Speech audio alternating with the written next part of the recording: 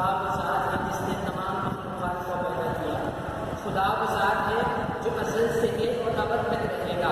خدا وہ ذات ہے جس کے قبضے میں ساری کائنات ہے. صدر علی وقار خدا وہ ذات ہے جو بیماری بھیجتا اور بیماریاں دور کرتا ہے. وہ صدر علی وقار ہر زمانے ہر دور میں وبا نے انسانوں کا جینا محال کیا. ملیریا سے لے کر ٹائیفائڈ تک اور ٹائیفائڈ سے لے کر کینسر تک اور کینسر سے لے کر کورونا وائرس تک مہلک بیماریاں انسان کو کسی ذات کی یاد دلاتی ہے. اور وہ ذات خدا کی ذات ہے جسے آج انسان بھول بیٹھا ہے. موجودہ دور میں کورونا وائرس کی وبا نے انسانی زندگی کا پہیہ جام کر دیا ہے. صدر علی وقار کورونا وائرس سے ڈرنے کا عالم تو دیکھیے کہ آج انسان اپنے گھر میں اپنے ماں باپ بہن بھائیوں سے ہاتھ ملانے اور گلے ملنے سے کتراتا ہے کہ ڈر وبا کا ہے.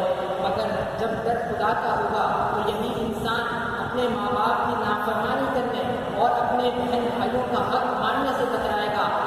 مگر صدر علی وقار ڈر وبا کا ہے کہ آج انسان حکومت کے قانون کی پاسداری کرتے ہوئے اپنے گھروں میں کاروبار بند کیے ہوئے ہیں کہ ڈر وبا کا ہے.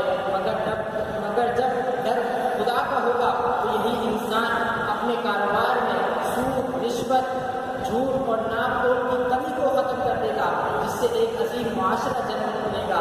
صدر علی وقار آج ڈر وبا کا ہے کہ آج انسان طبیعت میں خراب ہونے پر ڈاکٹر سے رجوع کرتا ہے.